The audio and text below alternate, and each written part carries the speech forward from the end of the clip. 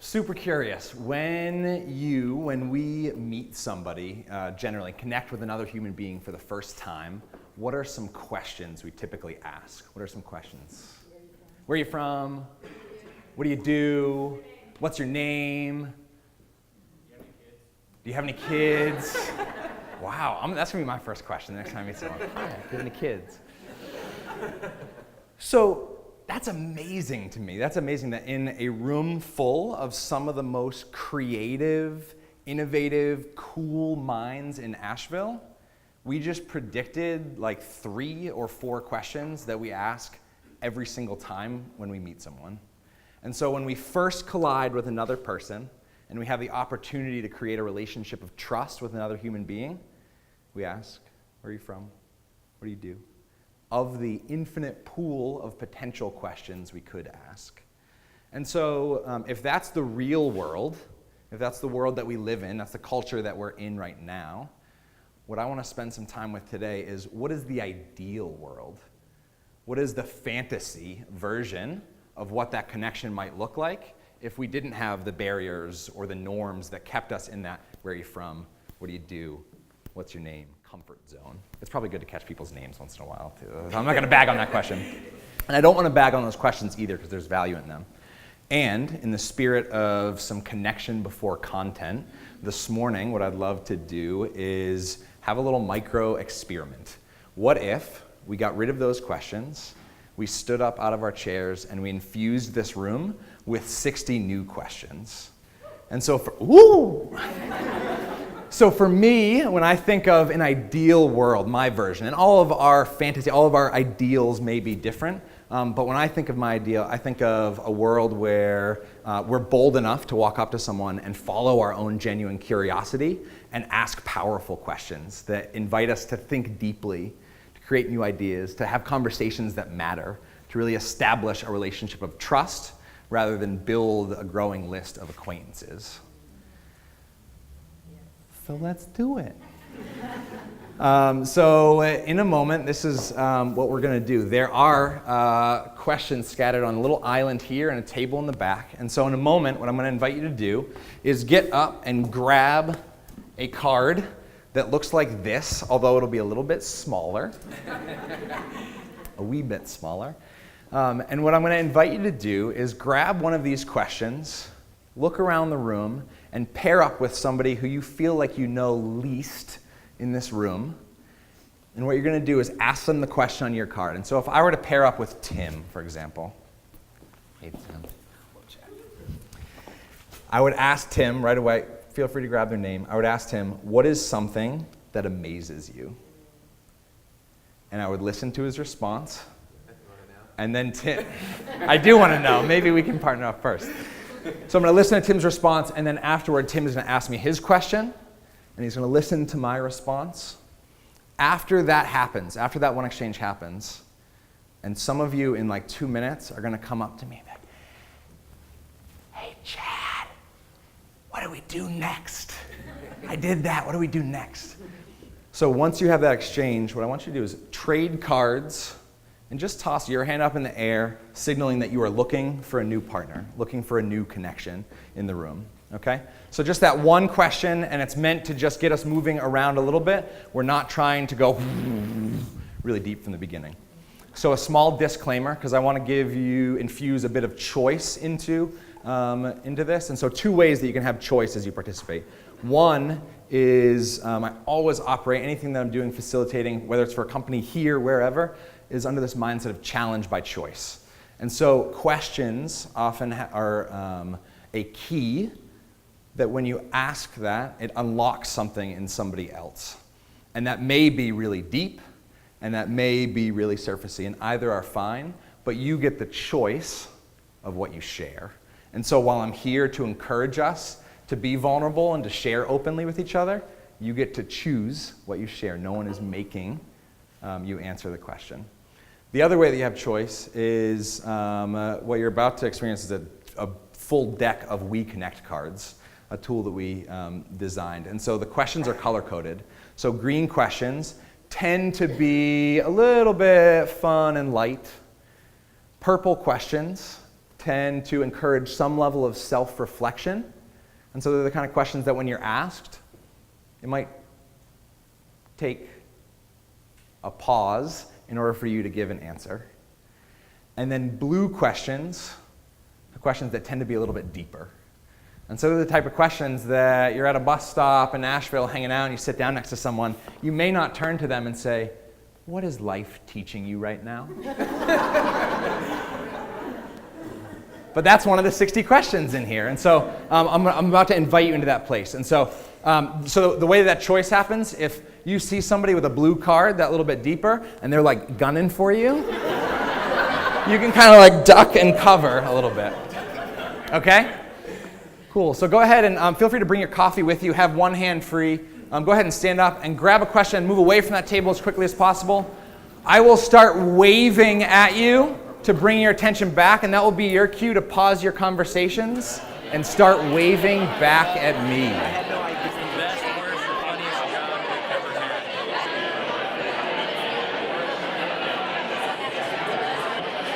You're doing great work here, which is always so good because the only first thing for me.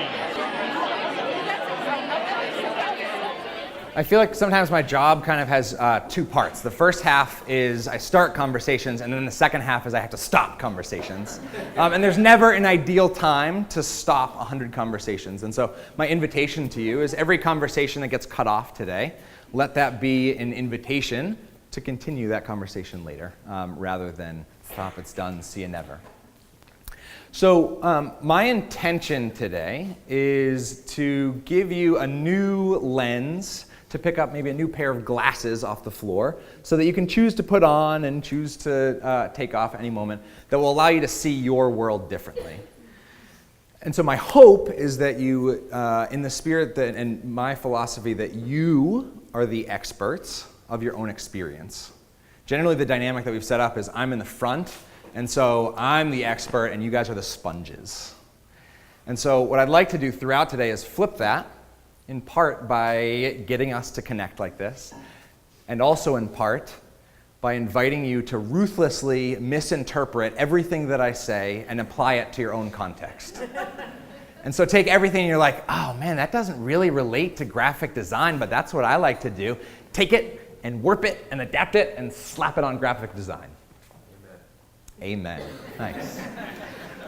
So in order to give you that lens, I want to divide the space that we're actually in. And so let's see if this works as I've hoped it to work. Okay, that's half-ish. So what I want to do is this half of the room is going to represent one mindset, one space, one way of being, one way of thinking. And this half of the room is going to represent the other mindset. There are two ways of thinking, two ways of being, two ways of seeing the world. And before I label them, what I'd like to do is describe them. So instead of saying it's a Volkswagen Bug, I want to say it's got 4 wheels, and it's got a steering wheel, and a really cool roof that pops out. That's not a Volkswagen Bug, that's a Volkswagen Bus. Roof that pops out. So I want to describe it rather than label it right away. And before I even describe it, I want to experience it. So if you have cups of coffee, if you can just set them on the ground for a quick moment, and just cross your arms. Start. Awesome. So now your arms are crossed. Look down, and whatever arm is on top, switch arms and cross your arms the other way.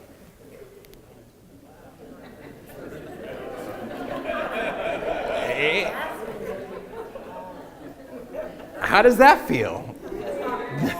I think I didn't say like react to it, but just generally, all I did was ask you to switch arms, and there was like this collective groan that came out. And so what you just experienced, I would suggest, is you moved from a place of knowing into a place of learning. And so when you cross your arms, and for the lifetime that you've crossed your arms, you've always been, for the most part, in this place of knowing.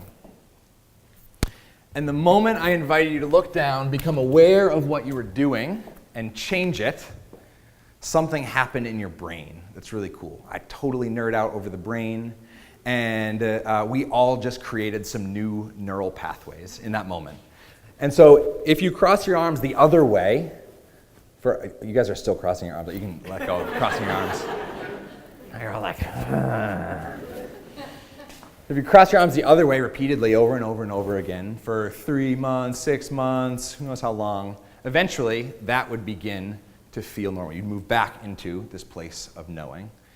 And so there's one dynamic. And so if everybody can hold one hand up like this, the other way that this is split is take your thumb and just hold it over like this, 4 fingers and overlap them here. So you have what a guy much smarter than me named Dan Siegel would call the brain. So this is the hand model of the brain. And so the way that he talks about it, and the way that I'm labeling these, or naming these spaces, describing these spaces, is that this side is this part of your brain. And so if your wrist is your brain stem coming up, and this is your amygdala, the center of your brain, kind of your alligator brain, then everything on top is that really cool part of our brain that as humans, we're lucky enough to have, this chunky prefrontal cortex that allows us to think differently and to some level, to some degree, control this. And so another way of thinking about it is that this half of the room and your thumb is your survival brain. This is the part of your brain that triggers the fight, flight, or freeze response, so that at some point when a saber-toothed tiger ran up to you, that happened. But now there's not really any saber-toothed tigers, and so that same risk, that same thing gets activated sometimes when we sit down and somebody asks, what is life teaching you right now? Because there's that social risk, that emotional risk, that intellectual risk that gets triggered in this moment. Ooh, no learning today. And so those are 2 mindsets. Another couple labels that I want to tag on here is oftentimes when we're in a place of knowing, we move into a place of making assumptions rather than exploring possibilities. We'll put learning up there eventually. And so this is a really, what I want to say about these 2 spaces is that one is not good and one is not bad. They both just are. It's our brains. You have them. You can't get rid of them without a really severe lobotomy. And so all of my work is focused around working with people. Ooh. All of my work is focused in working with people, of moving from one place to the other and navigating back and forth. Okay? So the last dynamic that I want to toss up before we move into a little bit of an experience is when I invited you to ask a question to another person around you, what happened next? What happened next? Got excited. You got excited? I heard some like whoops. That was cool. What else? Connections happened. What did the other person do when you asked your question? They shared, and then what did you do? Maybe. Listened. So I'd argue that in these 2 mindsets, there are 2 dominant ways that we can listen. So in one way, a way that's really easy that I like to listen in is being in this place of listening to win. And so when I ask you a question, say, where are you from, if I don't have a card in front of me, and you say, oh, I grew up in Boston, my default reaction, my comfort zone is going to be to go, oh my gosh, let me tell you about a time that my second cousin went to Boston. Don't you see me? Aren't we alike? Can't we connect? And so oftentimes we do this, I think, with positive intentions to connect with people through commonalities. But what generally happens is, who's the conversation now about? So a much more challenging way, I would argue, to listen is being in this place of listening to understand. And it takes being over here. It takes really deliberate effort because it is not natural, because our place of knowing is most often to be here. So what I want to do is one more round of that question swap, but instead of swapping, what I'm going to invite you to do is just stay sitting and turn to somebody around you and ask them your question and listen to understand. My invitation for you is to listen as if that person's life depended on it. And so don't respond ever, at any point. Just listen to what they're saying, and then they'll ask you their question, and you just go back and forth with that one person, okay? And just notice what happens. Notice how it is when your mindset, when you have that lens of listening to understand. What happened? Why was it Curious. So I want to ask a question, and once I ask the question, I just want to leave 5 seconds or so of just total silence. If you just rewind the tape, reflect back, and then I want to just popcorn out some answers really quick. So thinking about that first round where we were swapping versus that second round where you had this lens of listening to win versus listening to understand, what struck you about those two experiences? Just take a few seconds to think about that. What struck you about those two experiences?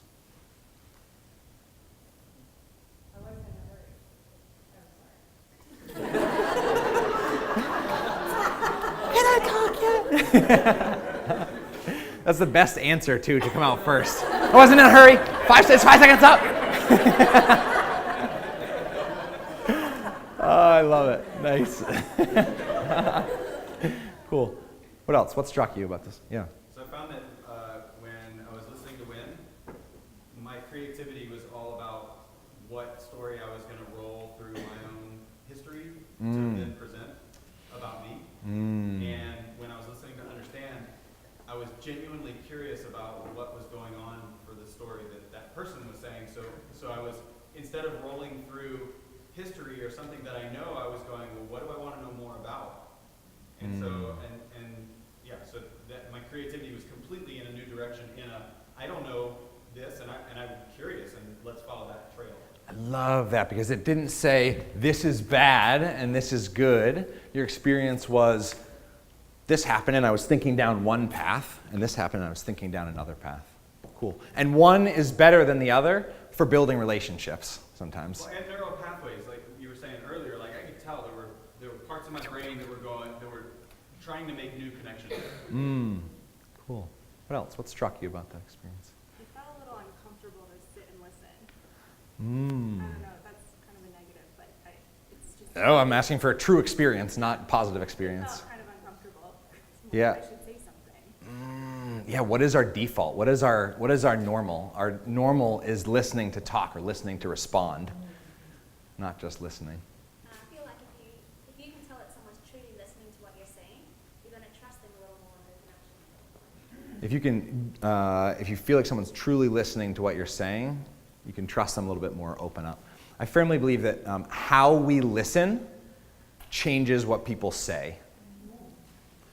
How we listen changes what people say. Do you have a... Yeah, I was just going to echo that I felt much more comfortable being more vulnerable in my response. Whereas in the first round, I was kind of answering from a guarded place. Yeah. I translate that. I had a similar experience like listening, understand. My heart was open for this. Heart was open I to got that. to know more about God. What's that? I got to know more about the ethics of God. Woo! In a networking event. That's kind of cool. It's really beautiful. So there's lots of hands, and I would love to spend like 4 hours just doing this. I do sometimes. So if you want to just like have a session over here afterward, we can do that. We can continue this conversation. So I put up a bunch of other descriptors, and this is something, this model, this idea, this framework, way of seeing the world is something that usually gets broken down over days, not 20 minutes. And so you're getting the very, very, very Spark Notes version. But just taking a peek at some of this language, and I'll get out of your way. Taking a peek at some of this language, looking at those two mindsets.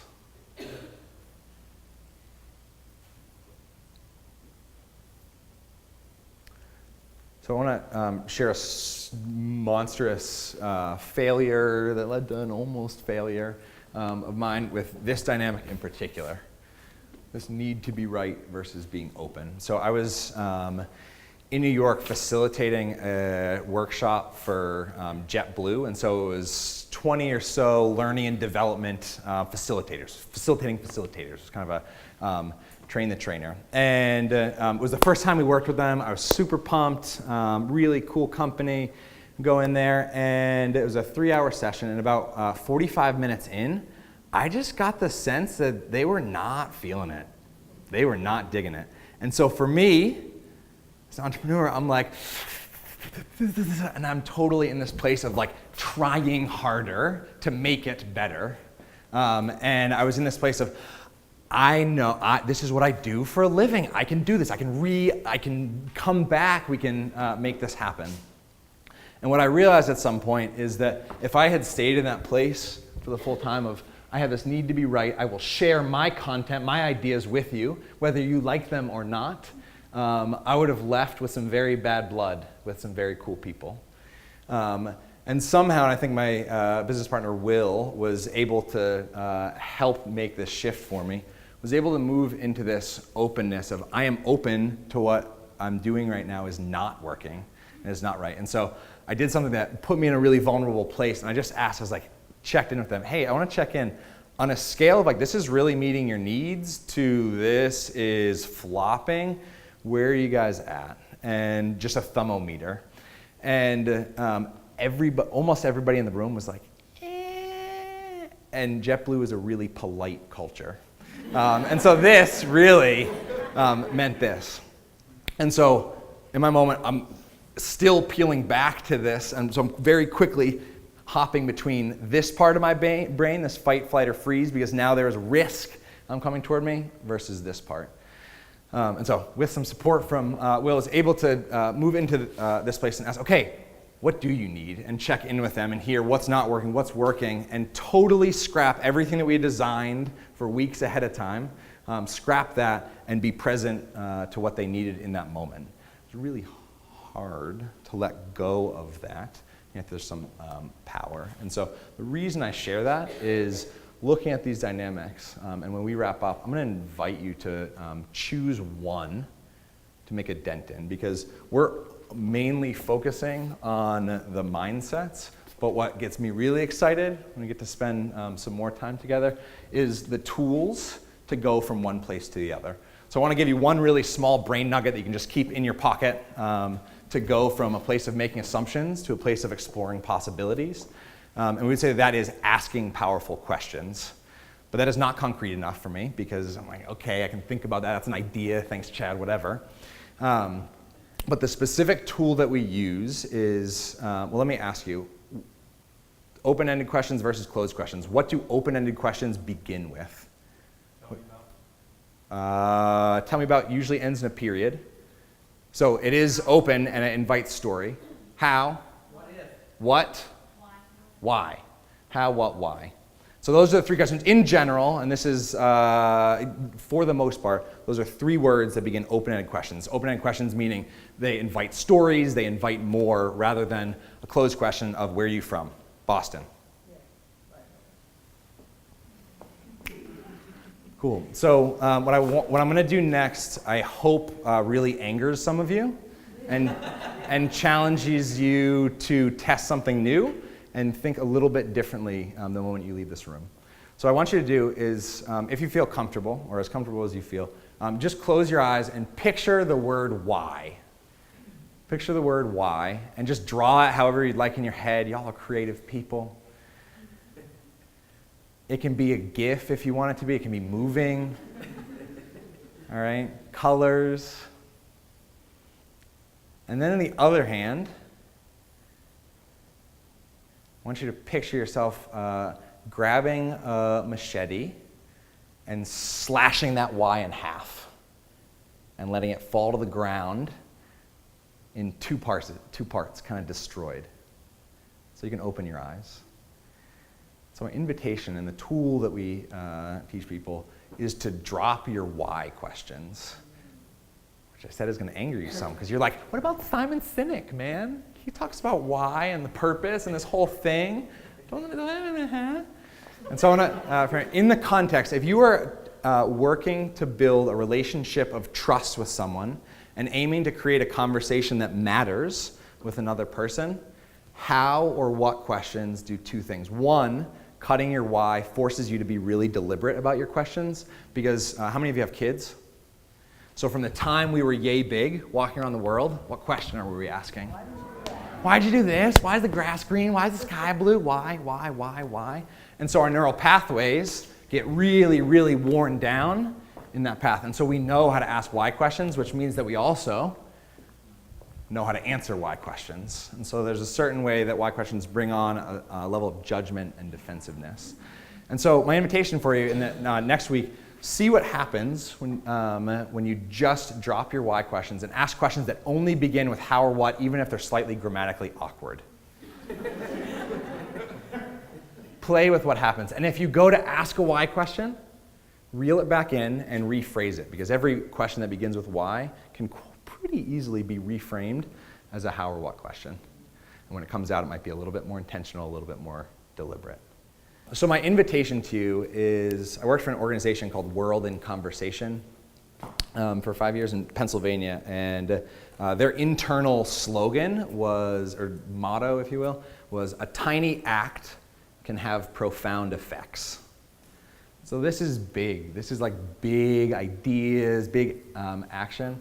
And so there are Tim and the CreativeMornings team and BP Printing was kind enough to print out teeny tiny versions of all of these that you can take as a string around a finger to stick in a wallet or a pocket or wherever you look, or punch a hole and put them on your keychain or whatever, just to pay attention to that dynamic, so that when you leave this room and these ideas flow right out of your brain, you have that one anchor, that one nugget to hold on to.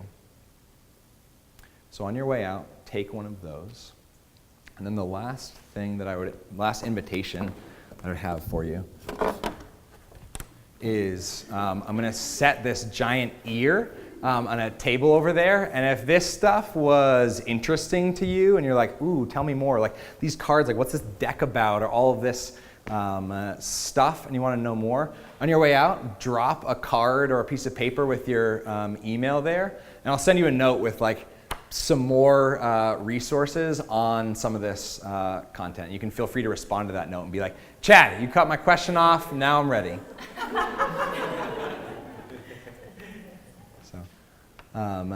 Invite you, before you walk out this door, commit to yourself that tiny act that can have profound effects.